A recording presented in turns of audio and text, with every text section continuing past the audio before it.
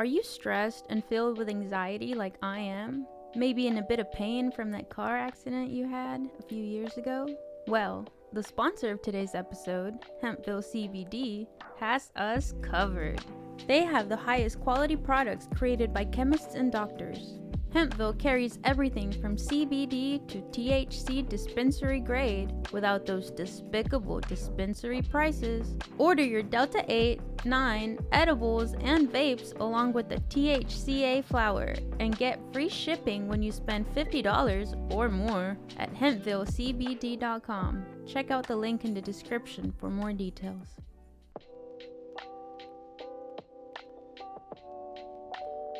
Welcome to the Filmistines, the podcast where we discuss all things movies. Join us as we dive deep into the latest releases, revisit classic films, and explore the art of cinema. Whether you're a film fanatic or just love a good flick, we've got you covered. From Hollywood blockbusters to indie gems, we'll be breaking down the storytelling, the cinematography, and everything in between. So grab some popcorn, sit back, and get ready for some cinematic magic. If you like what you hear, please consider subscribing to our Patreon at patreon.com/Filmistines. We offer tiers at the $1, $5, and $20 level, where the $5 tier will grant the ability to request films for future episodes. This is the Filmistines, where movies are more than just entertainment, they're an experience. They're an experience.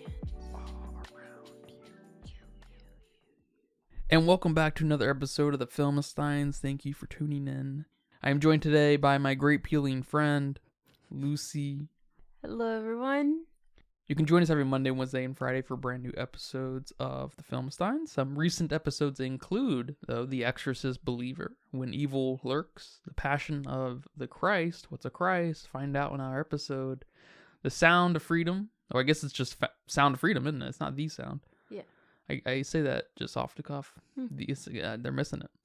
Of Mice and Men, the 1992 Gary Sinise. Bless you. But today we are discussing the classic of classics, one of the greatest films ever made, period.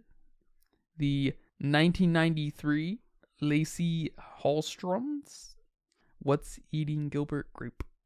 His name is pronounced Lasse, I think so. not Lassie. Yeah, I don't really know. Don't really know. It's not his real name. His real name's Lars, so his name's actually Lars Hallström. So Why do we call him Lars? that's his stage name, his DJ name.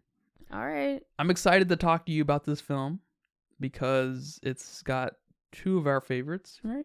Leo and Johnny Depp, Yes. right? They're big dogs. Big dogs. And it's really cool to see them come from sort of humble beginnings. You know, this movie's not super grandiose and bombastic and nuts and, you know, overtold in any way, but it's still funny enough, one of their best films, for sure. Yep. And I know you love it. I know you introduced this film to me, I think, actually. Yeah, years ago. Yes. I think. Just give me credit. Dang. Just say I did. I'll give you credit. Thank you. And I liked it then, but I like it more now because I guess I pay so much attention to dialogue now that I just can't help but I can't get this movie out of my mind on that level because it uses dialogue in such a funny way. A Lynchian way, if you will. But I'm very excited to hear what you have to say about this film because it's a very loved film, right? Do you know that? You realize that? I mean, I think so. Yeah. Everyone I know that's seen it has loved it. Yeah, it seems like it's just universally loved. Yeah. And that's good. I'm glad that's the case.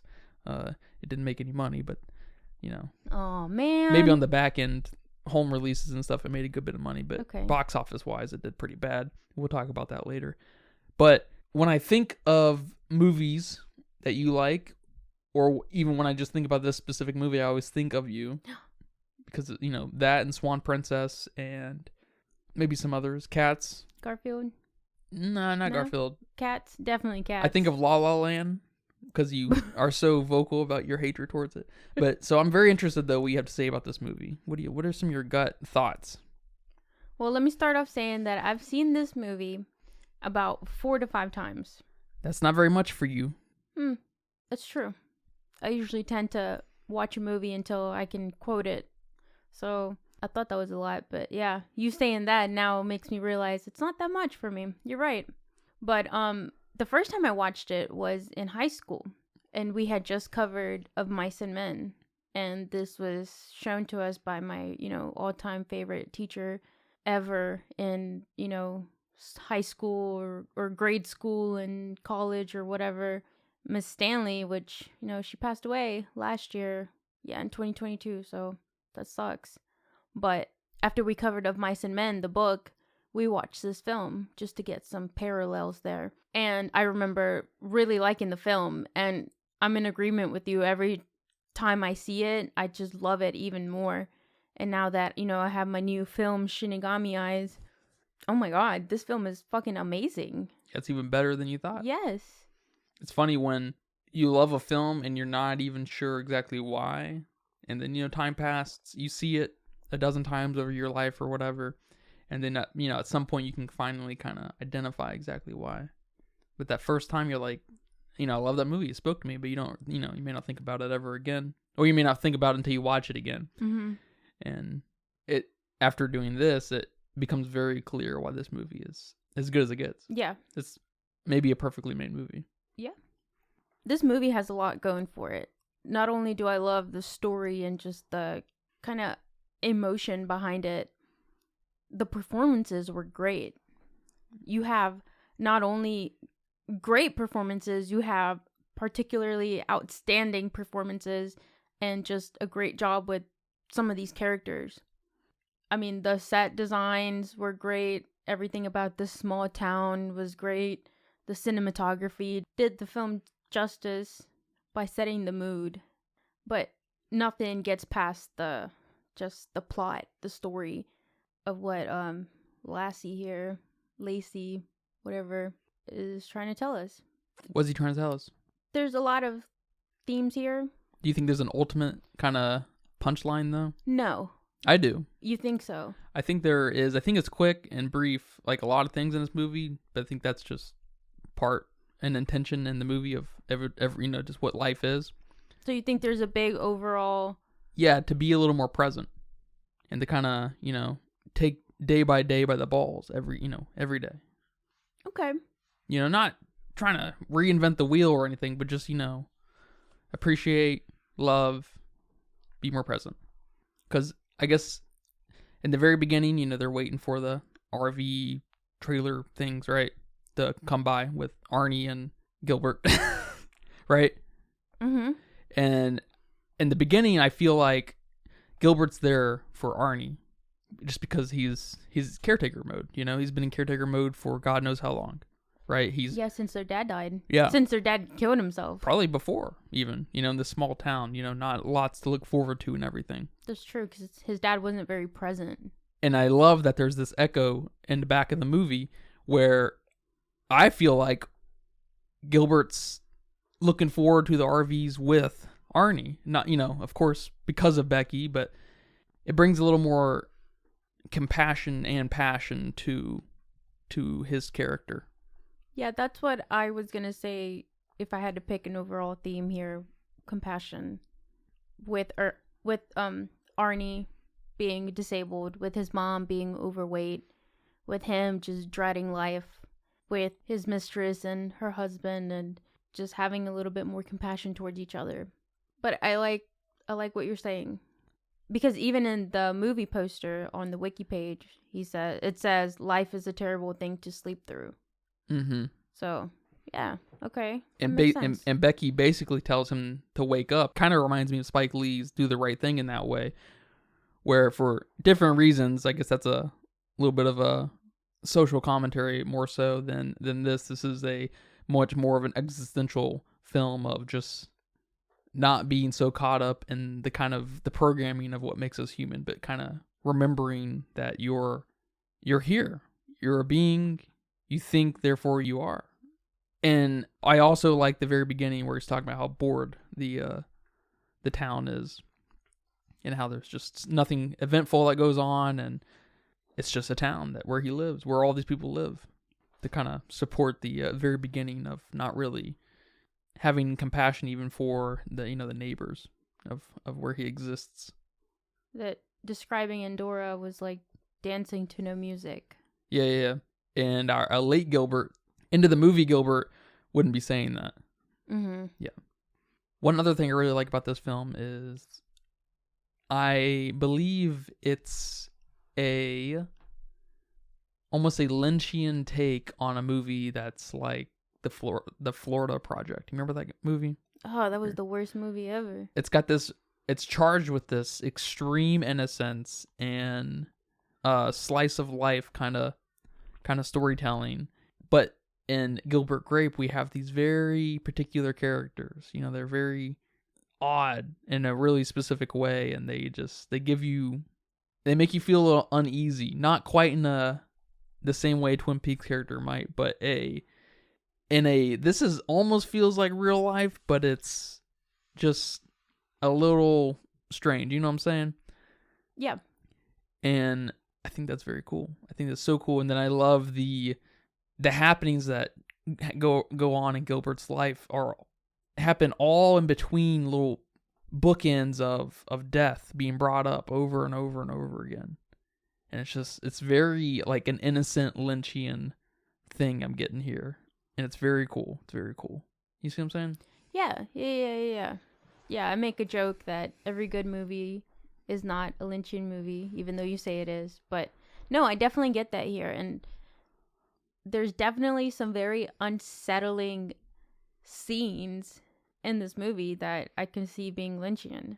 Like when Ken Carver drowns, you know, they joke in the town that the wife murdered him. Did he have a heart attack? Did he commit suicide? We don't know. But we see him bent over the kiddie pool. And that's just a weird ass thing. Like, a kiddie pool is what? 1 foot deep, if that? Yeah. But not full of water. Like, it's maybe 8 inches when it's got water, and you don't fill it up all the way. That, I can see that being a Lynchian kind of scene. And maybe when they bring the burger barn in and it's pre-made, that's almost before Atlanta, but very much inspired by David Lynch. Yeah. It's just like, what? It's just like the weird touch of surrealism. You're just like, this is weird. This is all of a sudden very weird. Even the way the cadence of the way they talk about the Foodland, the fact that it's called Foodland, Foodland is just a little off and weird in that way too. I think that's very neat. When did the book come out? I'm not sure. Oh, I see it here. 1991. There you go. Yeah. So that could very much have some Lynchian kind of thing going on. Like directly. It may not just be a time, and it may not just be part of the movement. It may have some kind of direct influence. Some very direct inspiration. Yeah. Okay. I could see that. So I want to talk about my favorite scenes. The first one is when Arnie's playing with the grasshopper and he chops his head off with the mailbox. Another weird thing. Yeah. And it really shouldn't be, because he's, ostensibly a kid killing a bug.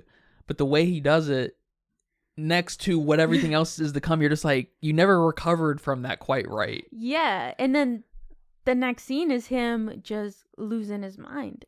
And he's like, Gilbert, I killed him. Yeah. I killed him, Gilbert. And that's probably one of his best performances, next to Leo's best performance, next to the end when he finds his mom dead. But everything about just his childlike nature, but then you feel bad when you kill bugs. I don't know, maybe you don't, but when I was a kid, I completely felt, if I didn't have to kill a bug, I was not going to kill the bug. Just because I felt kind of, bad. And the way he does it is just, what? Why would you chop its head off? And then in another scene, when Gilbert's at the convenience store where he works at, Arnie has a jar full of grasshoppers. So they're his friends. He carries them around. He feeds them. So all that together is just, it's fucking cool.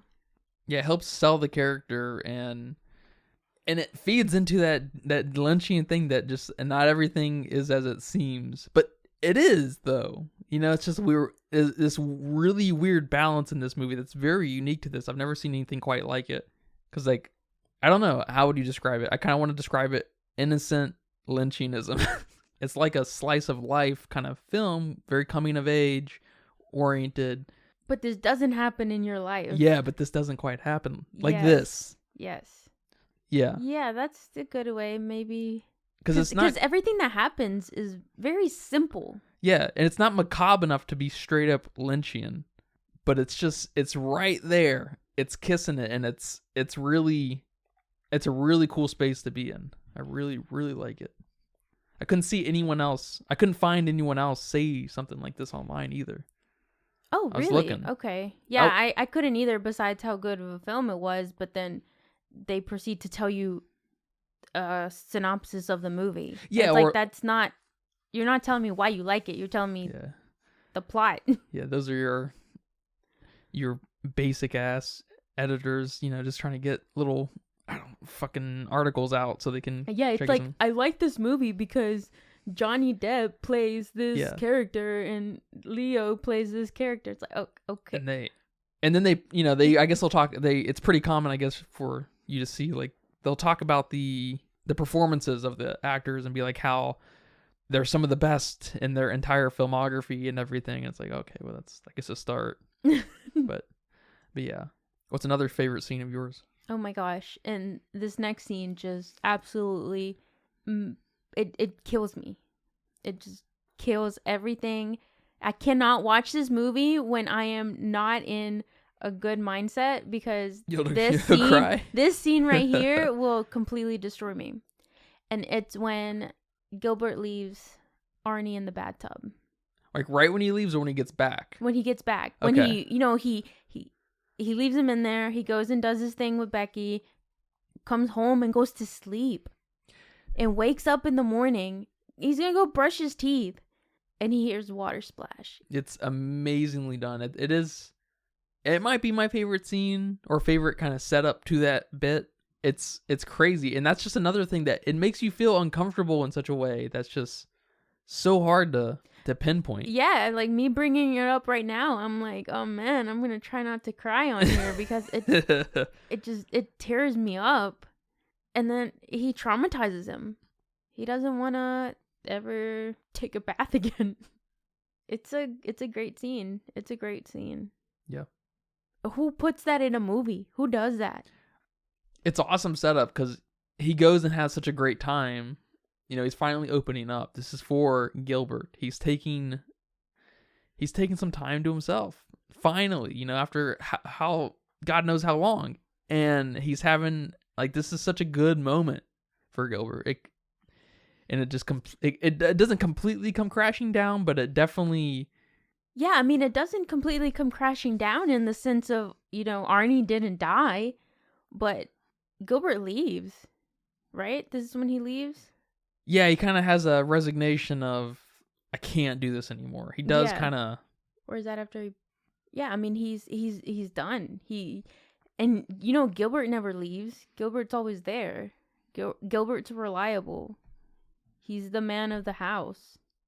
I mean, that's probably that weird feeling I'm feeling, that he didn't do anything wrong. He just wanted to hang out with his girl for, however long he wanted to. And Arnie's about to turn 18. He's a man. He can take a bath by himself. And oh my gosh. It's heartbreaking. It's heartbreaking. Yes, it's heartbreaking. And it's heartbreaking in this just strangest way because it makes me feel weird. And I think that scene makes me cry way more than the end. Yeah, I agree. I don't think the end's quite as sad. I feel like the end is kind of that lynching thing, like they don't want their mom to become weekly news. A spectacle, yeah. They don't want her to be ashamed in, wherever she's at. They want to respect her last. And so they leave her upstairs and catch the house on fire. It's awesome. It is awesome. Oh my gosh. But it's just slightly off color too. It's just so weird. And it's just weird. I mean, it's probably second weirdest part as far as like just how they behave Mm-hmm. in the world of Gilbert Grape. I think the weirdest thing is the Burger Barn thing. That's very weird and like dystopian and just like the most out of place thing here, but it's not out of place because it's just a fast food thing that, you know, you could almost see that happen in real life. You know, it's like so grounded that you're like, has that actually been a thing that someone's tried? Some fast food restaurant has tried? You know, Maybe. so yeah, it doesn't feel totally out of the realm of possibility. It's, I guess, at least now. I don't know about 1993, but it ages really well. That thing does. And I love that all 4 kids are cool with it. They're all in agreement. You know, no one's like, why would we do that to the house? You know, Mama loved this house. Daddy built this house. You know how some people can get. Yeah. But all of them are in agreement. And they're like, yes, let's do this. They're all ready to burn this house, really. They're all ready to restart.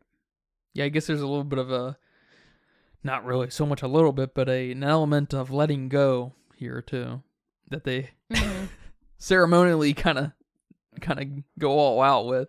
Yeah, because even Arnie's ready. Yeah, and I guess it's even a little weirder thematically because you feel like if it was such a ceremonial thing, like it feels, it wouldn't matter if everything else, if all the stuff inside burned up or not. But they take everything out too. It's just like, what if it rains? What are you guys doing? It's really cool. And my last favorite scene, and then this one's just for my own amusement, is when his boss sees him coming out of Foodland with a cake that his sister had pre-ordered. It's just the betrayal on the boss's face, just the type of person he is. He's gonna get eaten up inside with all this guilt, and they just make eye contact, and no one says anything. At least I don't think so. Mm-mm. And he goes on with his day. I couldn't even imagine being in a situation like that. I would be trying to explain myself away. I would be telling him Arnie ate the cake and he messed it up and he pushed my sister down and the blah blah blah blah blah. Like, please forgive me for coming here. Oh my gosh, that's such a great scene. It's also kind of a lynching thing, but it's more so in the direction of, remember that movie Funny Games we watched? Mm-hmm. I think is that a Swedish movie? I think so. Is this guy Swedish? Yes. And that there's this like weird element of awkwardness that you're just like, you just want it to end.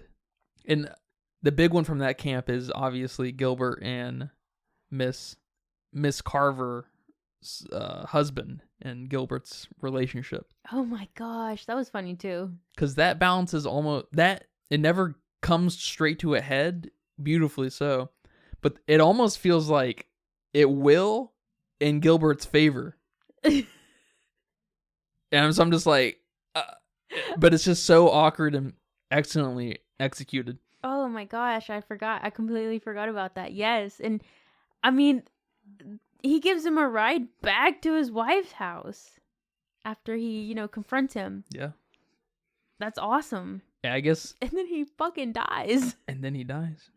And one of my favorite things about there's a couple things I like about that dynamic, that relationship he has, is in the beginning, it feels like it's just something to do. Mm-hmm. It doesn't feel like it's anything for Gilbert other than he's just in a bored town. He's bored. He doesn't have, it's something he found. It's a situational ship, or whatever they call, that he found himself in. Yeah. And I love that it feels like it came out of boredom, especially, with the very, very beginning, the first 5 minutes of the movie. But one thing I like even more is when Gilbert and Miss Carver are talking, you can hear her kids, or Mr. Carver in the background and stuff, and they're talking. If it sounds like to me that they're speaking for Mrs. Carver to Gilbert. Like there's this meta level of dialogue happening between the three, I guess. Like when Miss Carver is getting ice cream, she sees Gilbert and she's like kind of looking at him seductively and not, she's just, I guess that's she's always looking at him seductively. But her kids in the back are saying stuff like, I want the big one. And it's like really weirdly the master volume in the scene. I'm just like, that's so weird. Oh, and then okay. when there's like, it happens like 3 or 4 times. It might only happen with Miss Carver, which would definitely guarantee what I'm thinking. Where when Gilbert brings back Mr. Carver, and Miss Carver, is crying with the cookies burning and shit and everything, and she runs to the truck, you can hear Mr. Carver, like, as the master volume, talk about, I just want to play. He's being real kind of yeah. Aggressive, not really violently, but he's like trying, like, forcefully kind of wanting to play and stuff. It's like, I bought you guys this, play with it. And it feels like that's what Mrs. Carver is thinking about Gilbert. Like, I just want to play with you. Like, what's the big deal? Kind of thing. And it was just like, who fucking thinks about delivering like a triple layer of emotion on this side character like this? And I don't think it happens to Gilbert. I think it only happens to ancillary characters. I think it happens. I want to say it happens to someone else too, but I can't remember. I want to say it happens it might be with Mrs. Carver again, though, in the diner. Yeah. I think it happens there too, but I can't remember what it was. And I was just like, this is insane storytelling, filmmaking. You can't get this anywhere else. This is on a completely different level. This transcends Lynchianism, all right? This is unbelievable filmmaking. Well, I want to, because there's such a interesting kind of quirky cast of characters here, I want you to tell me your favorite few. Not in any particular order. But does anyone kind of, I guess mainly the ancillary characters, but, of course, talk about Arnie and Gilbert. Gilbert's my favorite, first and foremost. I can say that. Gilbert? Yeah. Okay. But the mama is my second favorite character. Yes. And this is her movie debut, which is very cool. But she's just one of many elements in the movie that just scream David Lynch to me. But she's this big woman who speaks really mousy, and she's so just small feeling, but she's a big lady, and she, they kind of run with that, which is awesome. I love how they run with her size in the house kind of slumping down, and then them being in the basement and not wanting to be in the basement and stuff. Yes. And it's just like, this is so cool. But I love her small and gentle voice, and when it's a little, I guess, predictable in that way, that she's going to kind of have an outburst because of that smallness she has in her, and it comes across really kind of like a lot, like kind of not scary, but how you have a parent or whatever, you have an adult that doesn't get mad, and when they get mad, they're really mad. Oh yeah, kind of thing. That's my dad. That kind of thing, and it's super effective, and she did a wonderful job, and she's arguably my favorite character, really, because she's, I don't know, I guess she's more surprising than Johnny Depp, so it hits home a little harder for me. But she's wonderful. Yeah, I think I have a hard time choosing a favorite character, for sure, especially a side character. I mean, I really like Mr. Carver. I like everything that he does here. I like everything that gets done to him. I like that he's desperate to talk to Gilbert, but we don't get anywhere with that besides the suspense of, is this motherfucker gonna beat him up? Is he gonna get caught? Is he gonna say anything? And you never get answers. Yeah, and you never get answers. I guess he dies, so we can't get answers. But I love that we just we don't get anything out of that other than the anxiety. Yeah, I love that his wife is cheating on him, doesn't really care for him, but then we find out she kind of misses him. So it's like, okay, what? Of course you do. That's your husband. And, his kids wanted a pool, and he bought him a kiddie pool. I mean, several times he talks about how he does everything he can. He's just doing everything he can for this family, and it goes unappreciated or unnoticed or whatever. So I really like his character a lot. I don't know if it's my favorite, but he definitely comes to mind first. Yeah. Besides Arnie, I don't even know if you can even count him just from every single thing he does. I also like the best friend. I think his name is Tucker. With the curly hair? Yeah, that's Tucker. I like him too. Oh, I love him. He's great too. He's great here. And I like him and Gilbert's relationship and how he hates that Gilbert makes fun of his mom. How Gilbert's always making these fat jokes. He lifted that kid up to watch his mom through the window. And his friend's like, you have to respect your mom, dude. She's your mama. Like, why are you being so mean? Why are you being like this? Why are you being so hateful? And we all need a best friend like that. Also, a best friend that's going to go in your basement where your dad hung himself and take care of what needs to get taken care of for you. And he knows a lot about construction. A lot about, like, a handyman kind of, yeah, like electricity, construction. Yeah. And you're just like, it's one of those, another one of those things that just feels a little bit out of place for this world, but he's like he's got a hyper specific kind of focused mind on this particular thing, and then Gilbert just doesn't care. Like, yeah. Or at least he doesn't seem to care. And it's just, that's great. Then his friend wants to work at Burger Barn. Yeah. And wants to work himself up and be a manager. Which is weird. It's so weird. I'm like, okay, that makes sense. You're not that type of person. You're not giving off those vibes. But I like him a lot. What do you think about the Undertaker mortician guy? Their friend Bobby? Is that Bobby? Yeah. I like him too. He doesn't stand out quite as much as Tucker because he's in less scenes. But I love that he drives around in his business car. I don't know what you call those cars. A hearse. Yeah. He drives around in his hearse. Does he have a dead body in there? Probably. While he's making a pit stop to get lunch. Yeah, and I like how he's bitching about he doesn't have any work in the beginning because no one's dying. And then he asks some random person about... Mr. Carver. It's Mr. Carver about his mom. About his mom. How's your mom doing? Oh, she's good. Awesome. Man. It's one of the greatest lines in the whole movie. And he's such a side character. He's not even the best friend. He's the second best. And it's so great. Yeah, God, it even the side character is great. I think the character that probably stands out the least, or maybe I like the least, is Becky. Yeah, Becky's she plays a very specific role to open up Gilbert. Mm-hmm. And to kind of bring him back to earth. So she has a lot on her shoulders. She can't be too much, I guess. But I like her cadence a lot and her weird obsession with bringing up death. This whole movie is death. Oh, that's true. He's got a friend who deals with death.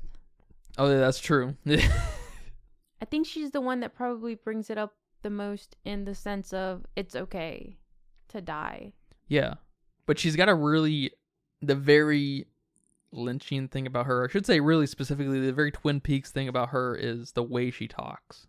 She's got a weird cadence about how the way she fucking talks. It's off. It's very weird. And I don't know if I've seen her in very many things. She's in Christmas Vacation. That's all I really remember her from when she was a youngin'. I probably like her the least too, but she does a fine job with what she is in the movie. I guess I like the sisters probably the least, but they're like hardly part of the picture at all. Yeah. So I don't know, not really fair, but I like Ellen, the younger one, the teenage one.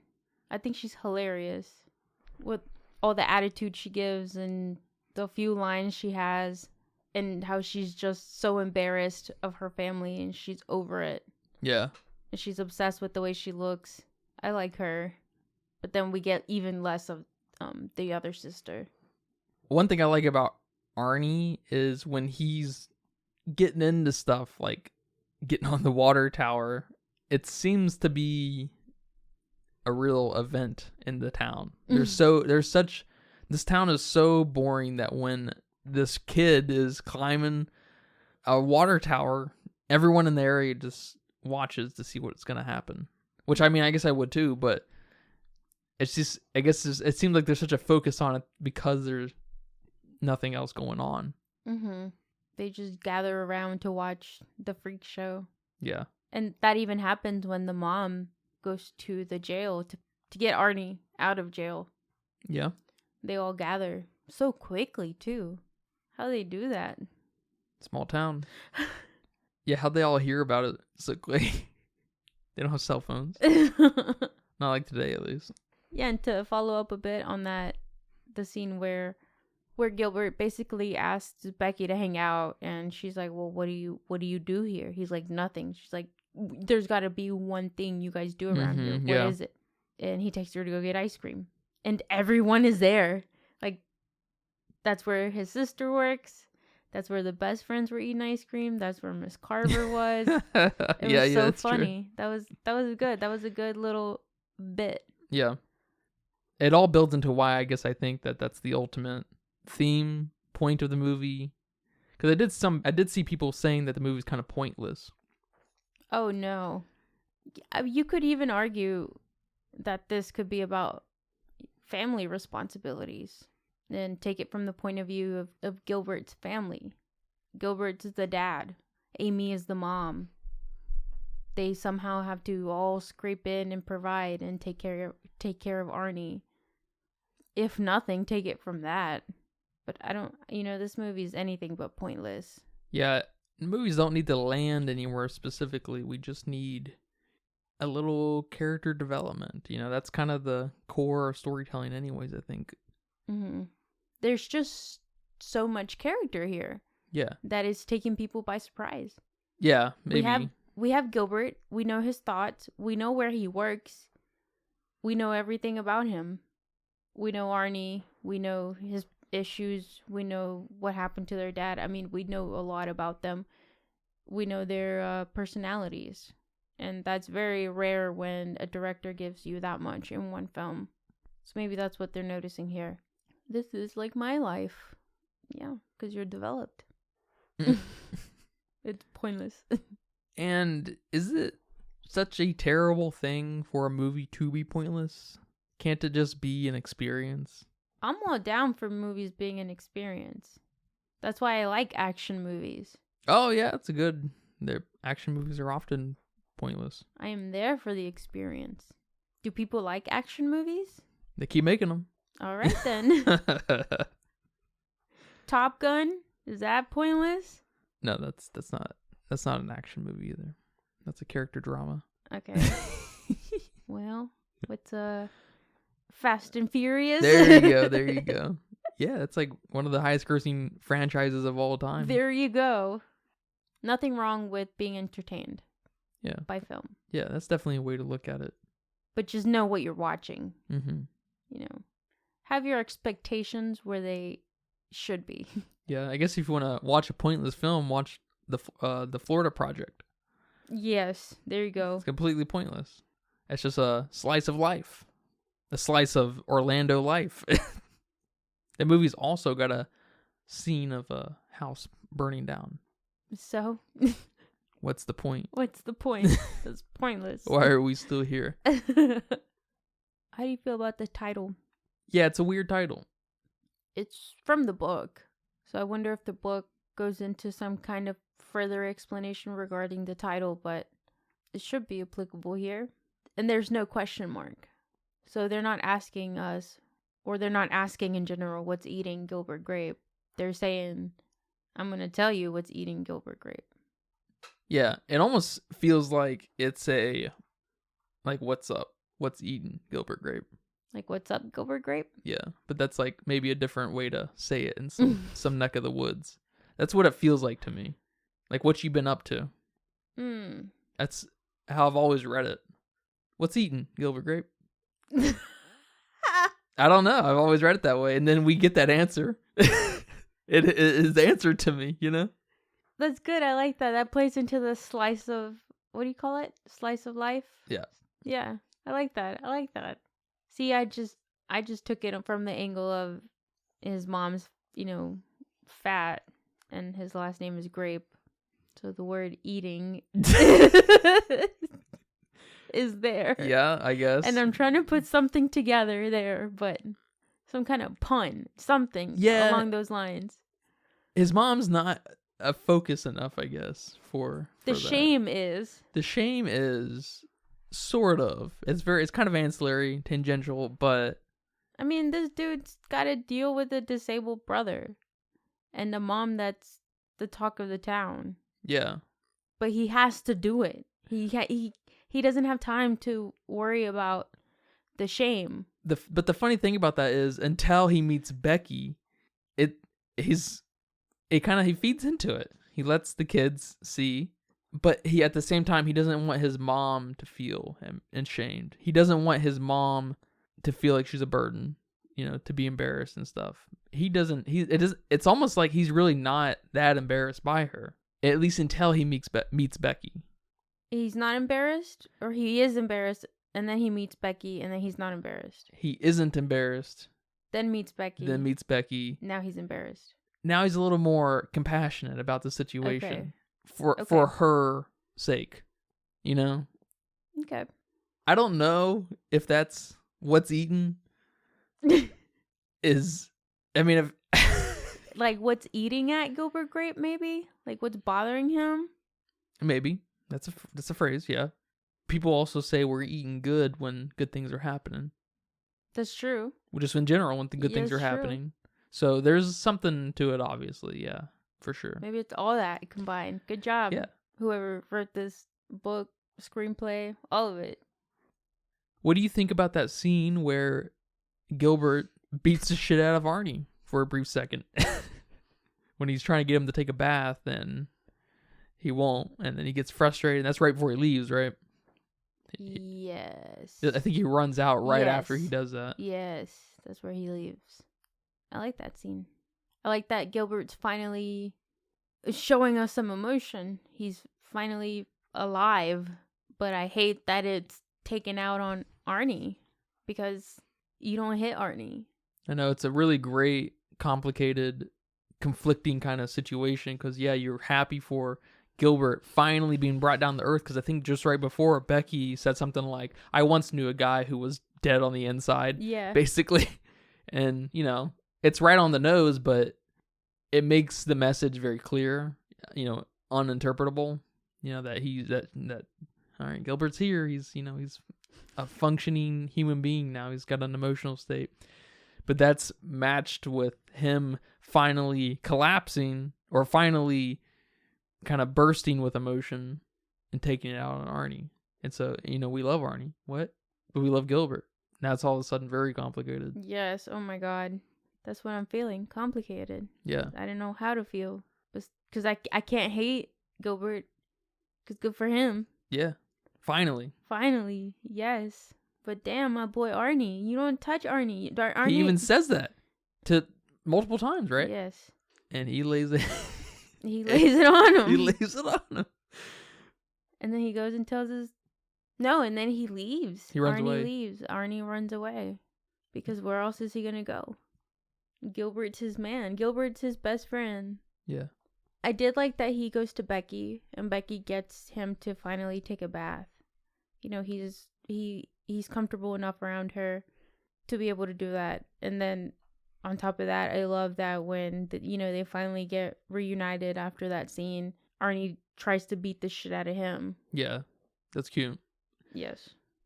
And he kind of smacks him a little bit. Yes. I'm like, oh shit. It's not super playful. But I like that, and their little duo here, that means I forgive you. Yeah, I liked that we saw Arnie with Becky, and I like that we saw that little bit kind of far away. We saw it from Gilbert's perspective, and we saw him jump in the water and stuff. And, kind of like we're spying on them. We are spying on them because we don't know they're there, right? Or they don't know we're there. Yeah. And I like that it just goes completely uninterrupted. It feels like Gilbert wants to go over there. He does, right? He sees Arnie's fucking by himself, or at least was briefly and stuff. He doesn't want Arnie to be by himself. He doesn't want him to get hurt. And but it goes uninterrupted, and then Becky sees him, which is hilarious because you half expected Becky not to see him, but like the fucking reality of the situation is you're probably gonna see that person behind that bush. Like that's, and I feel like in any other movie she wouldn't have, seen him. Yeah. It's like, no, he's like 25 feet away. You're gonna fucking see him. You're gonna be creeped out. Yeah, he's so close in a land of nothing. Yeah. So, yeah, that's a good point. I like that. I like that too. Yeah, I guess another bit I really liked was the exaggerated, but not so exaggerated. It lives in that weird space of not quite Lynchian, I would say, but just kind of almost theatrical in that. The melodramatic, I guess. Mm-hmm. But not quite melodramatic. It's like lives in that fun space of where when the mom is walking in around the house and the house is, the floor is kind of flexing underneath her and stuff, and they're all under there. And then when Gilbert's in the living room, he kind of tiptoes and stuff, and it's around that scene, and it's really fun. It's a really fun scene. Yeah, they didn't have to go that hard. Yeah. But they did. Yeah, I like that a lot too. I like that he's gonna be careful. He doesn't want to fall through. I like that a lot. It was really cute. In a weird way. I mean, I liked probably every scene with the mom in it, but I especially also liked the scene where she meets Becky, because she's like, she's embarrassed, or she feels like a burden. She doesn't want people to see her. She doesn't leave when she obviously can, Mm-hmm. because she's ashamed. I don't know. You feel her weirdness about meeting Becky when they are meeting. Yeah. It's just really awkward, and it's really sweet. I like it a lot too. And then they really kind of linger on that, in that you feel that she's going through a similar process all of a sudden as Gilbert. She went outside to go get her little boy. Has this party going on. She's meeting Becky face to face. Things feel like they're starting to look up for her. Even though, she's still the talk of the town or whatever when she goes to pick up Arnie. It feels like not all is lost with this lady. Yeah. And then she goes upstairs at the very end, and you're like, damn, how long has it been since she's done that? We're like all of a sudden focusing in on Mama, and she gets in bed and doesn't wake up. And it's pretty heart-wrenching. It's not, for some reason, it is not a tearjerker to me. Like, it doesn't ache my heart, but No, it's not, because she had the chance to try right before she died. She had a talk with her son. They forgave each other. Yeah. I'm not leaving you anymore. I'm sorry for what I've done. And she apologizes and says, I'm sorry I've been such a burden on you guys. Like, don't think I don't notice everything you've done. Yeah, she gives some closure, doesn't like, she? Yes, exactly. She gets some fucking closure, and I think that's why that scene's not completely devastating. Yeah, she kind of takes one for the team in a way. It's like she is anticipating it, and she wants to die in the comfiest part of the house. Yeah, I like that they gave her this kind of redeeming, not a redeeming quality, but maybe like a push to make her life better. Yeah. Right before she passed away. What do you think of the scene where they start fighting at the dinner table and Arnie's like, he's dead, Dad's dead? Oh my God, that was hilarious. That was so funny. Not my favorite scene, but it was so funny. And Gilbert's like just kind of enjoying it. I don't know.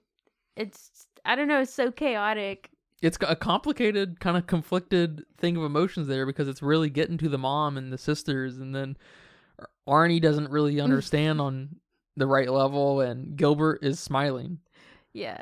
It's just like, what am I supposed to feel here? Like, this is...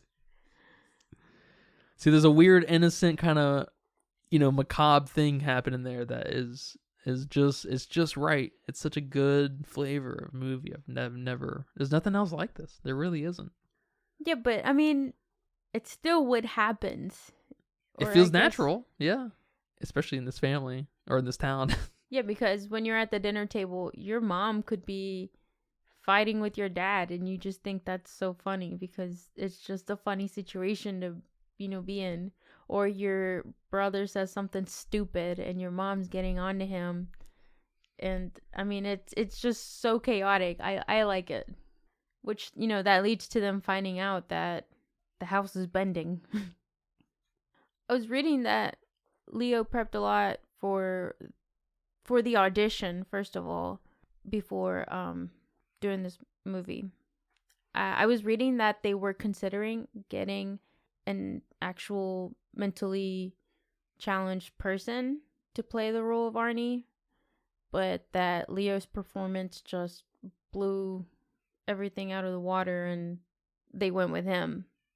And that after he was casted, he went to go study mentally challenged kids at a specific school. I don't know if they mentioned it, and I just didn't write it down. But he just kind of practiced their mannerisms and watched them when they got angry, when they got happy, how they would act around it. And that's a lot of dedication for a 17-year-old. And that's awesome. I mean, that's why he is the actor he is today. Yeah. And that's why he's as loved as he is today. Yeah, that's awesome. I saw that he was nominated for Best Supporting Role, too, because of that. Did he win? No. Just nominated? Yeah, he didn't win until Revenant. Oh, that's right. That's right. That was like the big joke of the internet. Give Leo his Oscar. And he was nominated so early on. It's so funny. God dang. How did he not win this? Yeah, I don't know. Who beat him? I don't know. Yeah, apparently he lost to Tommy Lee Jones for The Fugitive. You know that movie? No, I know Tommy Lee Jones, but yeah, I don't know that movie. Yeah, I guess it's a thriller film, so I haven't seen it. Yeah, the Oscars don't like good performances? Real art. Ah. They didn't even nominate RRR for That's true. international film. So, I don't know. Yeah, I guess I'll have to see this movie to see if it was even a close vote or something. I will say Tommy Lee Jones is my favorite character in No Country for Old Men. He's a side character, but all right. I mean, Leo here's playing something he's not. I mean, I know everyone plays something they're not, Yeah, it's the illusion of acting. Yeah, Johnny Depp's not a pirate. Could have fooled me. But he's an awesome Captain Jack Sparrow. So that's kind of silly to say, but I was reading that when they were shooting scenes, people would come watch and they would get compliments, like the crew would get compliments on doing a great job hiring a mentally challenged kid for this role. It was like so believable or whatever, It was so funny. Like, good job. You guys work with, So inclusive. So inclusive. Way ahead of your time. That's funny. Yeah, and then they started hiring Seth Rogen. He's mentally challenged. I didn't know where you were going here. I just wanted to end this with a quote from Roger Ebert. He says, "Movies like What's Eating Gilbert Grape are not easily summarized. They don't have that slick, high-concept one-sentence peg that makes them easy to sell. Maybe all I've said, Roger Ebert, still leaves you wondering what the movie is about. But some of the best movies are like this. They show everyday life, carefully observed, and as we grow to know the people in the film, maybe we find out something about ourselves. The fact that Hallström is able to combine these qualities with comedy, romance, and even melodrama make the movie very rare." It echoes that thing I like to bring up every so often, and I guess I'm proud of myself to see Roger explicitly really say it, that great movies kind of transcend drama and the medium, because this film is on a completely different level. Yeah, and it's so hard to, or maybe not, I don't know, but it definitely takes some critical thinking and just appreciation of film to be able to distinguish between films that are trying to do this and films that think they're trying to do this but are getting nowhere. And I'm glad someone can notice that and point that out about this movie. Because, I mean, yeah, from the first watch, I knew I loved it. Didn't know why. I mean, even now, I still don't know why. It just captures a great film. It just captures my attention. It captures my emotions, like everything. It's so perfect. I think that's a really fun space to kind of live in, and you can't pinpoint why exactly all the time, like from beat to beat in the movie, but you can kind of, okay, dialogue, characters, color, cinematography, everything else we've talked about in this movie. It's really satisfying when you like a movie, but it's not obvious why, because it makes you find something out about yourself, maybe, like Roger here says. Yeah. It builds character within you. You're part of the movie, in a way. Mm-hmm. Because it's all about developing in you. Yeah, the movie experience. It's all about you. It's all about finding yourself in characters, being entertained, right? Learning something, maybe. Growing from it, yeah. Growing. No one says it better than Roger Ebert. Good job, Roger. And maybe me and you. Exactly. Well, man, do you have a budget guess for me? I do. My budget guess is 14 million. How did you come up with that? I have no idea. I knew it couldn't be in the 100s. Of course not. Yeah, of course not. Especially for its time. 10 just seemed too low. I know that's a huge range, 10 to 100. So I'm like, okay, maybe 50. And 50 still seemed too high. So I went 30. There's a little Newtonian method happening there. I like that. Sure, what you said. And if you take inflation into account, then that's 14 million. Let's go, inflation. Inflation. What says here that it was 11. So you were in the right mindset. It is old enough that you do want to take into account inflation, right? When you leave the 2000s, you're like, it's a different era of money. Shit. Yeah, so I get that. Yeah, but it went on to make 10 million, so it did not hit box office numbers. But it's gone on to be a cult classic, and I'm sure with streaming rights and DVDs and stuff and everything like that, and renting, of course, it has, I'm sure, made its money back 3 times over at least. Not much. Oh, man, that's unfortunate. I bet you Gilbert Grape lives in this space of everyone knows it's a good movie, but no one's seen it, kind of thing. You think so? Yeah, kind of like how everyone remembers fondly on the GameCube or the Nintendo 64, but no one owned it. I don't. I don't even know what you said. What's a GameCube? GameCube? Did you play on a cube? It was a cube with a handle on it for the to go, like a McDonald's Happy Meal. Nice.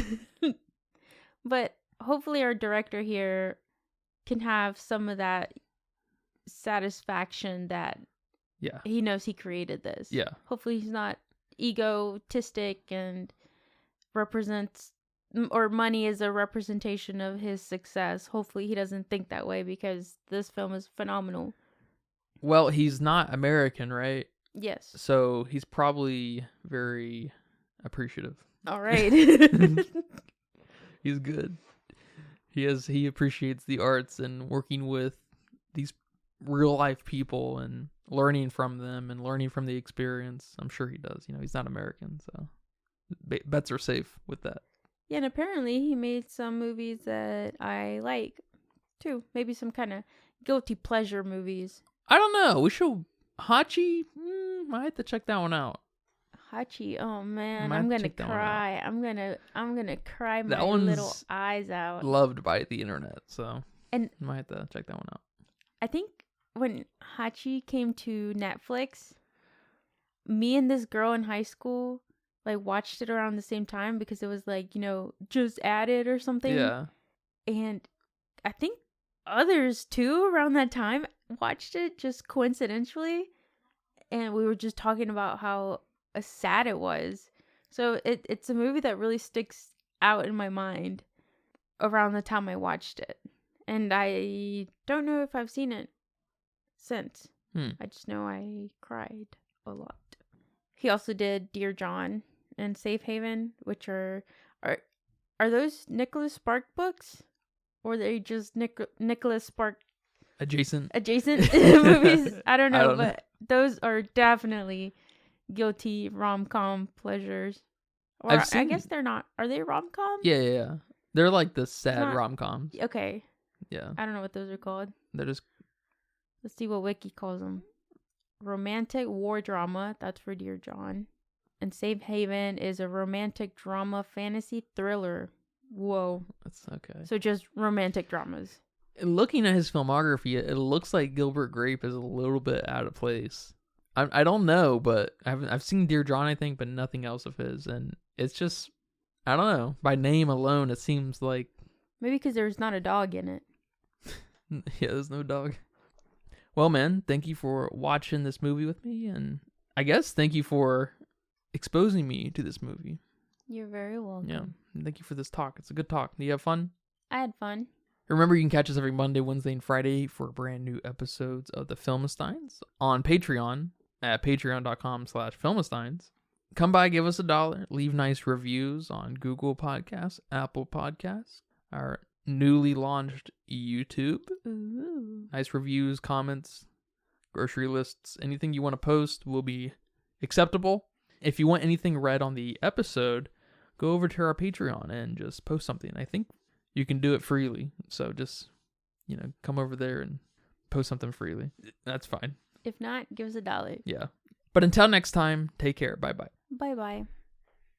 And that's a wrap for today's episode of the Filmistines. Thanks for tuning in and joining us on our cinematic journey. We hope you enjoyed our discussion and gained some new insights and perspectives in the world of movies. Don't forget to subscribe to our podcast on your favorite platform, especially Patreon at patreon.com/Filmistines, and follow us on social media for more film-related content. We love hearing from our listeners, so if you have any feedback, suggestions, movie recommendations, or book recommendations, please feel free to reach out to us. Until next time, keep watching, keep loving the magic of movies. This is the Filmistines, signing off.